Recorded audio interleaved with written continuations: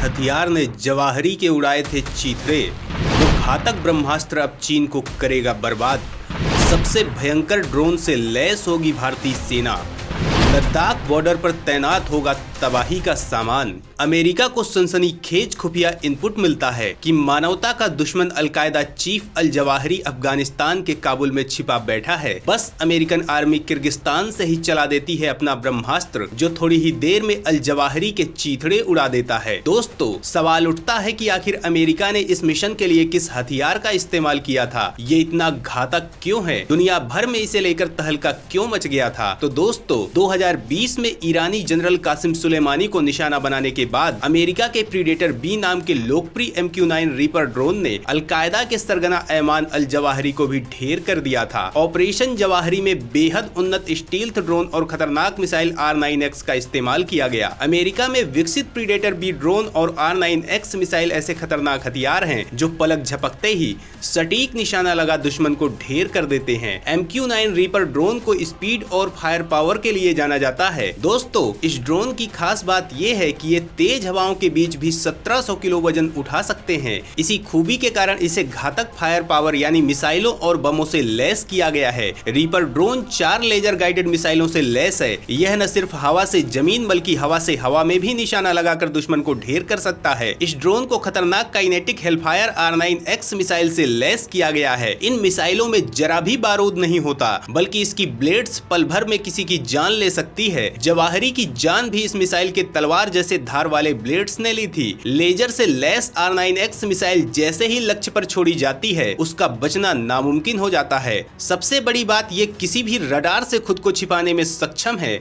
इस ड्रोन की कीमत 10 करोड़ रुपए है। दोस्तों, सवाल उठता है कि अमेरिकी सेना के इन ड्रोन्स की क्षमता क्या है, उसके पास कितनी संख्या में इन ड्रोन्स के होने की संभावना है। तो दोस्तों, एक्सपर्ट्स के मुताबिक अमेरिकी वायुसेना के पास MQ-9 रीपर ड्रोन 93 के आसपास हैं। इस रीपर ड्रोन से AGM-114 हेलफायर मिसाइलें दागी जा सकती हैं। इसके साथ ही GBU-12 पेवेट थर्ड और GB-38 सरीखे खतरनाक बम गिराए जा सकते हैं। इसकी क्षमता का अंदाजा ऐसे लगा सकते हैं कि रीपर ड्रोन को 1850 किलोमीटर की दूरी से भी 100% सटीकता के साथ ऑपरेट किया जा सकता है। MQ-9 रीपर ड्रोन हवा में लंबे समय तक उड़ान भरने की क्षमता रखता है। यह 50,000 फीट की ऊंचाई पर उड़ान भरकर 1150 मील की दूरी तय करने में सक्षम है। रीपर ड्रोन 2000 किलोमीटर की दूरी पर मौजूद दुश्मन को 482 किलोमीटर प्रति घंटे की स्पीड से निशाना बना सकता है। कॉमर्शियल प्लेन से भी ज्यादा ऊंचाई और इस गति से यह अत्याधुनिक रडार की पकड़ में नहीं आता। रीपर ड्रोन सटीक हमला करने के साथ साथ खुफिया निगरानी, टोह लेने, एयर सपोर्ट बंद करने, किसी काफिले पर नजर रखने की जिम्मेदारी निभाने में सक्षम है। एक बार में इसमें 2200 लीटर फ्यूल भरा जा सकता है। दोस्तों, आज के दौर में युद्ध में मानव रहित हथियारों का इस्तेमाल बहुत ज्यादा बढ़ गया है। ऐसे में भारत के लिए ये बेहद जरूरी है कि वो भी ऐसे हथियारों से अपनी सेना को अपडेट करे। प्रधानमंत्री मोदी के निर्देश से सेना को अपडेट करने के लिए FINSOS मिशन चलाया जा रहा है, जिसके तहत सेना को अत्याधुनिक तकनीक से लैस किया जा रहा है, जिससे सेना की क्षमता को बढ़ाकर दुश्मन को जवाब दिया जा सके। इसी बीच भारत ने एक ऐसा ऐलान किया है कि देश के दुश्मन ड्रैगन की नींद उड़ गई है, उसे अपनी तबाही साफ नजर आने लगी है। सवाल उठता है कि भारत के किस फैसले से दुश्मन सेना में तहलका मचा हुआ है। आखिर मोदी ने कौन सा बवंडर मचाया है? देश की सेना किस भयानक हथियार से लैस होने जा रही है? दोस्तों, इन सवालों का जवाब जानने के लिए बने रहिए हमारे साथ आखिरी तक। भारत के कदम से जिनपिंग हुए बेहाल।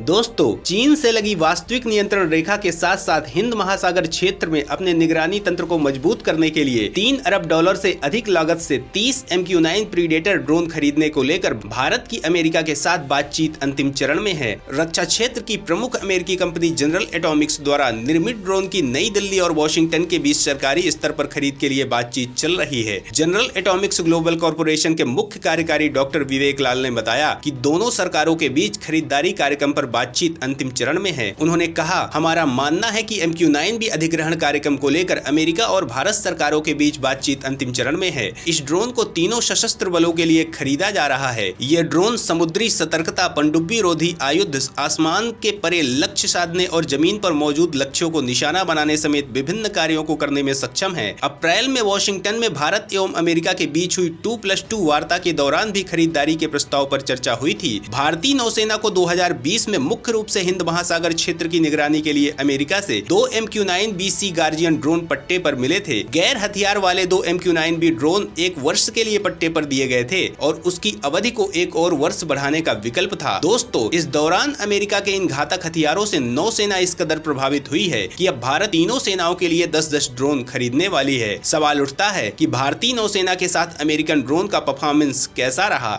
इन ड्रोन्स की किन खासियत ने किया सबसे ज्यादा प्रभावित। तो दोस्तों, 2020 में नौसेना ने हिंद महासागर क्षेत्र की निगरानी के लिए जनरल एटॉमिक्स से 2 MQ-9B गार्जियन ड्रोन लीज पर लिए थे। चीन द्वारा इस क्षेत्र में अपने सैन्य जलपोतों की आवाजाही बढ़ाई जा रही थी। भारतीय नौसेना हिंद महासागर क्षेत्र में चीनी सेना PLA के युद्धपोतों सहित चीन की बढ़ती गतिविधियों पर नजर रखने के लिए अपने निगरानी तंत्र को मजबूत कर रही है। इन 2 ड्रोन के बारे में पूछे जाने पर लाल ने कहा कि उन्होंने बहुत अच्छा प्रदर्शन किया है और उन्होंने भारतीय नौसेना की समुद्री एवं स्थलीय सीमा पर गश्त के लिए करीब 3000 घंटे उड़ान भरी। उन्होंने कहा कि भारतीय ग्राहक MQ-9 के प्रदर्शन से प्रभावित हैं।